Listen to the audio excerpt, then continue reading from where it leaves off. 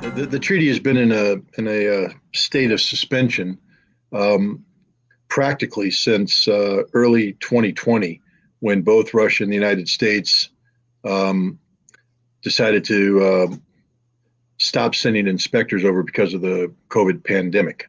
They also stopped their the biannual meetings of what's called the BCC, the Bilateral Consultative Committee, I think is what they call it. In early 2022, as the pandemic began to wane, there was talk about resuming both the inspections and the BCC meetings. But then Russia invaded Ukraine, and as a response to that, Europe, the European Union, the United Kingdom, imposed sanctions against Russia that included a prohibition against Russian aircraft overflying their territory, and there were also visa restrictions so that if anybody was in transit, for instance, if the Russians needed to land to refuel in Ireland or England or Iceland, um, they would be prohibited because of visa restrictions. And what this did is de facto block Russia from carrying out inspections in the United States. And so the United States in early August tried to do an inspection, and the Russians blocked it and said, look, if we can't fly over, you can't do your inspections. And so there was a de facto suspension of continuation of the suspension on the inspection activity. The treaty calls for 18 inspections a year by each side. 10 of these can be what's called Type 1 inspections, and these are sort of the heart of this. These are warhead verification inspections. The treaty brings both levels of deployed warheads down to 1,550 on each side, and the Russians are at 1,549, and there's a lot of concern on the part of Americans that if they aren't actively carrying out these compliance verification inspections, that the Russians could go over the limit. I don't think Russia has any intention of doing this, but the fact is there's no inspection, so there is increased concern. There's supposed to be a meeting of the BCC at the end of November. Originally, it was scheduled to take place in Geneva, which is traditionally considered a neutral ground, but because of the stance of the Swiss government in siding with the European Union, et cetera, against Russia on the Ukraine issue, Russia no longer viewed Geneva as a neutral ground. So a decision was made to hold the meetings in Cairo. But a few days prior to the meeting to be convened, the Russians pulled out, saying that there's no reason for them to have any dialogue with the United States about the resumption of inspections involving their strategic sites when the United States has a well-articulated policy endorsing the strategic defeat of Russia.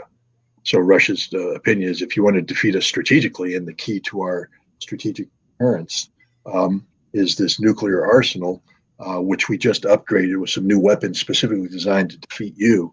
And now you want to come in and inspect them while we can't inspect there. Are you high? Basically is what the Russians said. So they shut it down. Now, the United States has been out there hinting that, oh, we're ready for the resumption of inspections, but there won't be any linkage between the inspections and the war in Ukraine.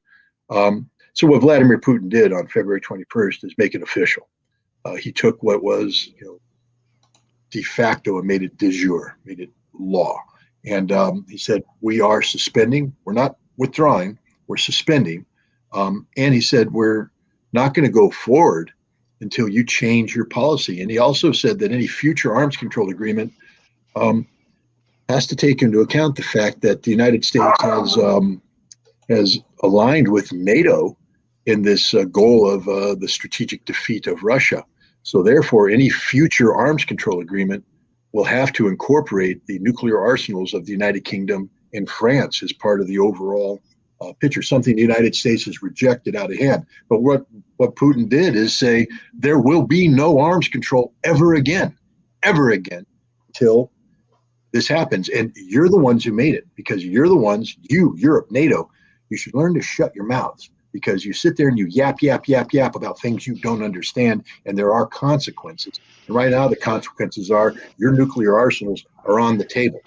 And that's where things stand. Russia is not making unreasonable requests. That those seem very Well, if you look at the justified. history, actually, the Russian requests are the most reasonable things out there. It's not a request anymore; it's a demand. Um, but Russia's tired of the games that are being played, as Putin had said in his address.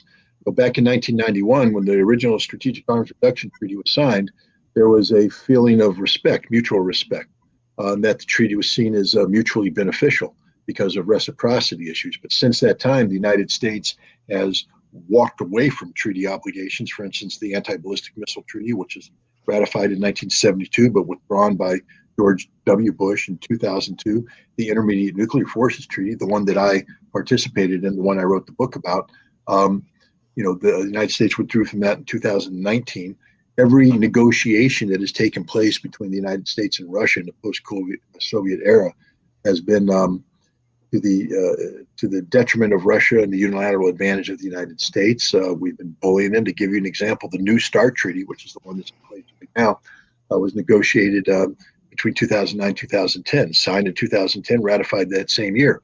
But the Russians had said going into it that we can't envision talking about strategic arms reduction, especially when we get down to these levels, without some talk about missile defense. Because from the Russian perspective, you can withdraw from the ABM treaty when Russia has 5,000 nuclear warheads, because whatever missile defense system you come up with, you're not going to defeat 5,000. But now if you drop down to 1,550, and then the U.S. creates first strike potential, where they could launch a first strike and eliminate a large number of these missiles right off, whatever retaliation the Russians could put up there now can be shot down by missile defense. The United States lied. Barack Obama told Dmitry Medvedev, look, we can't negotiate a strategic arms reduction treaty that has missile defense. Senate will never ratify that. But we promised, if you let us negotiate this treaty, we promised in good faith to negotiate and deal with your concerns about missile defense. So the Russians went along with it, negotiated this treaty, but then were lied to. Immediately, the Obama administration showed they had no intention of negotiating faith. So the Russians no longer trust the United States. This treaty, the New START Treaty, actually puts Russia in a very difficult situation because it allows the United States, again, negotiated in bad faith. To give you an example, even though you have 1,550 warheads, I think you're limited to 700 delivery systems. That's bombers, submarine tubes, silos. And so what the United States did is they sought to transfer some of their bombers, because they were over the cap. To get their numbers down, they needed to take some B-52H bombers, which are the nuclear capable bombers, and make them non-nuclear capable. Now, these bombers have a physical identification characteristic. I believe it's in the form of two fins underneath the bomber that allows it to be visually different from a non-nuclear bomber. Well, the U.S. isn't removing the fins. What they did is they went in and they clipped some wires that dealt with nuclear targeting and the delivery stuff. And the Russians are saying, well, can't you just reattach the wires? And the U.S., well, we've met the intent of the treaty. The letter of the law is all we had to do is do something that's demonstrable. And the Russians say, but this isn't real. This is fake, because you could, in literally overnight, turn this back into a nuclear delivery system, which violates the letter and intent of what we were agreeing to, which is permanent reductions. But the U.S. had no intention of same thing with what we did with the Ohio-class submarines and the Trident launch tubes. Rather than actually decommissioning it so it could never again fire a missile, we simply removed some items, and we have generals and admirals bragging to the United States Congress that, hey, if things ever get bad between Russia and the United States, don't worry about that. We can nearly double the amount of delivery systems because we're liars and cheaters. This is what we do for a living. And the Russians are saying, we will never play this game again. When we sit down in the future, there is no such thing as tricks, all that stuff. We're putting certain things on the table, like ballistic missile defense. You told us in 2012 that we didn't need to worry about these systems in Poland and Romania they put into ages ashore, because the SM-3 interceptor could not shoot down an intercontinental ballistic missile. And yet you have 2 years later tested and deployed the SM-3 Block 2A, which is specifically designed to shoot down intercontinental ballistic missiles. The United States is a nation that lies every time it opens its mouth. This is the fact, that the Russians are tired of it. Missile defense will be on the table. The British and French nuclear weapons will be on the table. Intermediate nuclear forces are going to come back on the table. It's going to be a comprehensive, and it must be a comprehensive disarmament deal before the Russians are going to sign into it. And it has to be one based upon genuine reciprocity and mutual benefit. The day of the United States negotiating a treaty where they get a unilateral advantage is over. Putin has basically said, we're done. Either you do it the way we want to do it, which is about mutual reciprocity. Russia's not seeking to get an advantage. Russia's seeking to have reciprocity and equality. It's the United States that lies to achieve an advantage, and those days are over. So Russia's saying, either you do this or you live in a world where we have missiles that are designed to defeat you, and there's not a damn thing you can do about it. Sarmat heavy ICBM, I know you guys got all that early warning radars and your missile defense all geared to the North Pole attack. We go down around the South Pole, and therefore you can't stop us. Plus, we put these avant-garde hypersonic maneuvering warheads on there, so no matter what, you'll never be able to stop us. We will literally crush you to death. And that's the reality of the United States. The United States thought that it was going to achieve some sort of strategic advantage where they nullified Russian nuclear deterrence. That didn't happen. Vladimir Putin has deployed new weapon systems that actually give the advantage to Russia. And now it's going to cost the United States trillions of dollars to build up a capacity that matches that of Russia. And that's our future. So arms control is a necessity. And here's the other thing. If we don't do arms control, all this talk about new weapons may be mooted anyways. Why? Because let's say we deploy, for instance, the Dark Eagle intermediate range hypersonic missile that we've been developing. And we deploy to Germany, and we're going to because we stood up the, I think it's the 53rd or 56th Artillery Brigade, the one that had the Persian used during the Cold War. We stood that up. We're going to arm them with this. 5 minutes from launch, the Kremlin will be hit if they're aiming at the Kremlin. That means that the Russians, if they ever detect a launch or what they think is a launch, they have 5 minutes to decide whether to initiate a nuclear retaliation, which means they're going to decide instantly. And that means that we can go to war even in the case of an accident. And a nuclear war means that we all die. So I hope everybody listening understands what's at stake here. This isn't about diplomats being diplomats. This is about your survival. And if you're not enraged by this, if you're not enraged by the actions, not of Vladimir Putin, but of the United States, then you're not sane. It's time we put pressure on our respective politicians to demand that arms control is on the table and as soon as possible. In the United States, we have a 2024 election coming up. That's our chance. In England, I don't know what you guys got to do. But the bottom line is, this isn't about political parties anymore. This is about the survival of nations, survival of humanity. And we need arms control. And, we're in a very dire situation right now. On the one hand, yes, we can sit here and blame the Russians, but how can you blame the Russians? Who wouldn't walk away from this deal?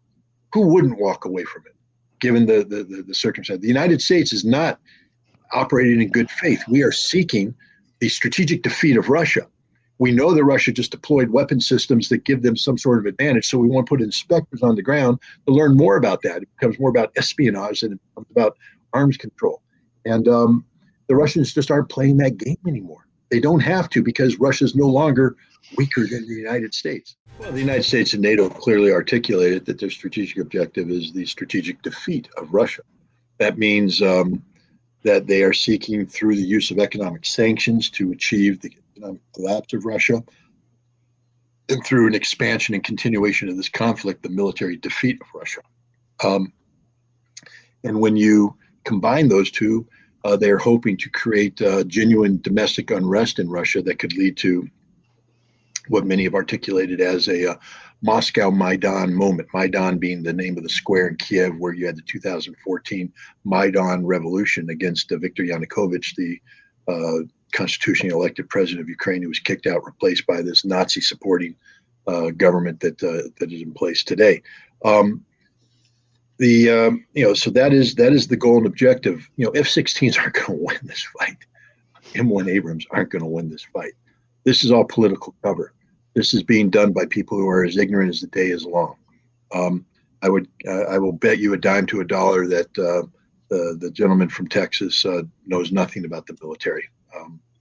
He may claim to be on the arms. He's on the Armed Services Committee, I believe. He might himself have a military background, but he's doing this not about genuine strategic positioning. This isn't 3D chess, 5D chess. This is an idiot in Texas playing politics with the lives of Ukrainian people. That's all that's happening here. Ukraine can't absorb the F-16s. I don't know what he thinks he's going to do. This isn't a computer game where you can hack in and magically punch some buttons and suddenly create pilots out of nowhere to fly these F-16s that are appeal out of nowhere. The same thing with the M1. Train crews. Okay, logistical sustainability. We cheat and we put them on the battlefield. None of that's going to happen. What's going to happen is if this equipment goes up, it's going to be destroyed. People need to understand that the United States Air Force has not fought against a peer-level opponent in a long, long time. And for every pilot that's flying today knows only one thing: how to drop bombs on wedding parties in Afghanistan and on villagers in Iraq. That's all they know. They don't know how to do air-to-air combat. They don't know how to deliver munitions in a heavily defended airspace. They have not gone up against an integrated air defense. They have not fought, fighter aircraft that are flown, advanced fighter aircraft flown by extremely well-trained pilots operating in a battle space that they themselves have defined. So even if these F-16s were flown by the best American pilots, they would be shot down. Bottom line, shot down. But they're not going to be flown by the best American pilots. They're going to be flown by Ukrainian pilots or some sort of, NATO proxy. But they're still going to be shot down. The tanks will be blown up. That's what's going to happen to them. The M1 tank is a good tank when it's crewed by good people and when it's employed in an organization designed to utilize it as part of a doctrine that's built around the capabilities of the M1 and supported by other capabilities to protect against the vulnerabilities of the M1. But simply giving an M1 tank to Ukrainians, void of all that, and don't tell me the training they're doing right now in Germany gives them this true combined. I know, I've seen General Miley there looking on the Ukrainians maneuvering. Hey guys, I was part of the Marine Corps movement in the 1980s that defined maneuver warfare. I know an awful lot about combined arms war, and I know what it takes to actually train to do it. My artillery battalion transitioned away from Vietnam and World War II legacy doctrine into advanced, maneuver warfare doctrine while I was there. I played a very major role in making that happen. It took us 2.5 years to master these tactics through constant training in the field, live fire ammunition all the time. We shoot, move, communicate day, night. We lived, slept, breathed, ate every aspect of this. And and after 2.5 years, we were just beginning to be good enough to take on the Soviet threat. Don't tell me that you're now going to hand this technology over to the Ukrainians and in a span of a couple weeks, teach them that which took us 2.5 constant years of training to master. Who has been mastering this? The Russians. You're going to take these Ukrainians, you're going to fill them up with false hope, you're going to put them on a battlefield, and they're all going to die. And so that's the other thing I say about providing this equipment to the Ukrainians. All you're doing is guaranteeing a death sentence for those who we claim to be trying to help. We are guaranteeing that more and more and more and more Ukrainian soldiers are going to die, and the numbers are already astronomically high. I mean, who knows what the truth is? But I will tell you right now that I would not shy away from endorsing a number of over 300,000 dead. And that's just a mind-boggling number. Understanding that the Ukrainians have lost in the span of 1 year what it took us an entire world war to lose on 2 fronts against the Japanese and the Germans. There's an awful lot in that question that implies that I have the kind of intimate knowledge to respond in a responsible fashion. I don't know the specific chemicals that are involved in this.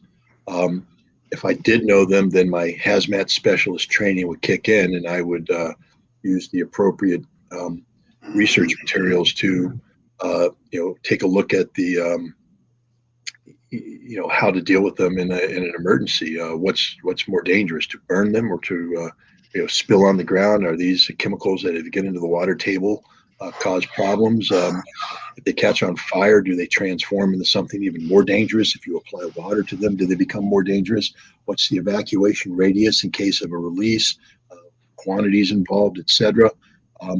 And does it make sense to do what they call a controlled burn? and how do you mitigate the cloud? How do you guarantee the cloud goes in the direction you want? And there's just an awful lot there that that has to be considered, and I don't have the information. But you know what? That's one heck of a question that should be asked of the railroad authorities and the politicians that are involved in this. That's their job. Their job is to be able to manage this. I mean, here we are. I can just tell you right now, living here in little old Delmar, New York, we have the CSX train rail right down there. And when I was a firefighter here, we responded on several occasions to emergencies there, including rail cars on fire. And those are pucker factor fires, because a rail car with ethanol or methanol, if it decides to go boom, if you're there, you're dead. And yet it will go boom if you don't put water on the fire on the tank. So somebody has to get close to set up the the water to put it on the tank. Somebody has to sit there and evaluate, get the log books and look at all the rail cars to see if there's other chemicals there, that if it goes boom, it's not just going to be a bunch of ethanol, methanol, but there's going to be some other chemicals that are spread. And calculations are made about evacuation zones. We have done this. I have done this in real life. And we train all the time. We go to specialist training, et cetera. And the reason why I bring this up isn't to say, oh, aren't I great? What I'm trying to say is every community that has this kind of, impact with rail lines and hazardous materials, and we do the same thing with trucks on the road. We have to be prepared for whatever goes through our community. We have to have knowledge of what goes through our community so we can be prepared for it. So there are people who, this should not have taken anybody by surprise. The fact that this train derailed is a tragedy.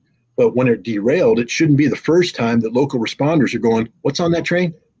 No, man, you should know what's on that train. You should have prepared for it. You should have liaised with the rail company. You should have county-wide hazmat drills, statewide emergency response drills, nationwide drills on what to plan it out. If this thing goes down, what do we do? It should take nobody by surprise. Yet it appears to have taken everybody by surprise. And that's just a failure of imagination on the part of the people who should be responsible for dealing with this. Could that be a reason? Could that be a reason why Joe Biden didn't show up? Because of the poison? I mean, if I were the Secret Service, I wouldn't let the president anywhere near an active hazmat situation. But I don't know. I don't know the specifics. I don't want to sit here and commit to, a theory of promoting a hazard that may not exist. I believe that you should treat every situation as a potential hazard until proven otherwise, especially when you're dealing with rail cars flipping over and all that we imagine the worst until we get the information that allows us to downgrade the emergency. But there's not a lot of transparency going on right now about this spill, what was there, et cetera. I will also say that nearby us, we have a Sabic plant. It used to be a general, GE plastics plant. As soon as you say plastics, you know what I'm talking about. We're talking about some serious chemicals, and we're talking about proprietary stuff. Again, we've done emergency responses there. They've had fires there, and they escort you in. They won't tell you what the hell's burning. And you're like, well, I need to know. Am I going to put foam? What kind of foam? Am I going to do water? What am I going to do? I need to know. And they're like, what we can tell you is that it doesn't interact with water. No, guys, I need the sheets. They can't give you the sheets because proprietary. It's secret. And that stuff is put on rail cars that's shipped out of there. So maybe there's some proprietary stuff on these rail cars. We live in a world where there's not a lot of regulation. There should be a lot of regulation, but there's not a lot of regulation about this kind of stuff. And now, hopefully what the East Palestine situation is showing is that, there's a reason why we pay taxes. And those taxes should be so the government can do things to protect the collective from potential hazards of this nature. And, I just think this has been a gross failure. Now, again, I could be proven wrong. Like I told you up front, I'm not an expert on this. I was an expert in hazmat response, so I know what, at least in the state of New York, should have been done and would have been done, I believe, had something like this occurred. I can't tell you what Ohio's protocols are, but there is a national hazmat specialist standard, and it doesn't change by the geography. and it's definitely related to hazards that are common to everybody. And this train rumbling through East Palestine, like I said, it shouldn't have taken anybody by surprise. There should be no secrets on this train, but apparently nobody wants to talk. The audacity of Jake Sullivan to talk about taking umbrage at any nation providing military assistance to another nation, while we sit here and pour what so far has amounted to $113 billion worth of military assistance into Ukraine, or assistance, I should say, because some of that's not military. I mean, I just find it stunning that the President of the United States, while East Palestine suffers, while Florida still is reeling from the consequences of a hurricane, is out there talking about how we are funding the Ukrainian pension system. I mean, I feel bad for Ukrainian pensioners, but that's not how my U.S. taxpayer dollars should be spent. There's things that should be spent on here at home. I think the United States is here's what I think is happening here. We did not anticipate. If you again go back to Joe Biden's answer to a question back in June 2021 when he talked about China, he said, man, if I were Putin, I'd be worried about them Chinese. They're there and they're big and they're gonna swamp you economically. And so Putin, man, if you want, you got to be with us, man. Them Chinese going to swamp you. That's not a good Biden impersonation, but that was it. So the whole idea is that they're trying to build, create a gap between Russia and China, because the last thing they need is Russia and China coming together. But on February 4th of last year, of 2021, when the Beijing Olympics, Putin traveled to Beijing and met with President Xi, and they signed a 5,000-word joint statement, which pretty much said, we are closer than any treaty will ever be. It's, this is better than any treaty. We have a vision, a joint vision, a shared vision of rejecting the American rules-based international order and promoting our own law-based international order. But then Russia, and so that sent an alarm bell in the United States and the West going, holy cow, are they together? What's going on? But then Russia moved into Ukraine, and China didn't jump on the Russian bandwagon. They didn't jump off away from him, but China took a sort of a nuanced stance, because the Russian incursion into Ukraine violated Chinese sensibilities about sovereignty, et cetera. And so in the West, we thought, oh my God, we can exploit this. We can create a division. We can break them apart. And so we began to promote the notion of China splitting off from Russia. And we did it by pressuring China, saying that we're going to impose sanctions if you do things. We're threatening China. Again, the perception was this was working because China wasn't coming closer to Russia. China was buying a lot of Russian energy and doing things of that nature. But the war went from being a Russian action against Ukraine and transformed into a Russian action against a NATO proxy in Ukraine, but it was a Russia against the collective West. And China began to look at that and recognize the threat posed by the collective West, meaning that if they allowed NATO, Europe, the United States to defeat or subdue Russia, there before the grace of God go them, because those forces will be aligned up against China. But I think China is now making it clear that they're what was that old that movie Twilight or something like that? They're team Putin. You had to pick between the vampire or the werewolf, but they're team Putin. And so what the United States is doing is trying to intimidate the Chinese by creating what I think is a straw man argument. The Chinese providing artillery. Where have we seen this before? Remember, we accused the North Koreans of providing trainloads of artillery ammunition to the Russians. Why? To sustain the notion that Russia has an ammunition shortage. The fact is, the Russians don't appear to have an ammunition shortage. Not only do they have sufficient quantities to initiate and sustain a year-long conflict, but they have their defense industry up and running, where they are producing sufficient ammunition to meet not only the requirements of the special military operation, but also to stock up for this new expanded 1.5 million man Russian military that is another byproduct of the West failed policy in Ukraine.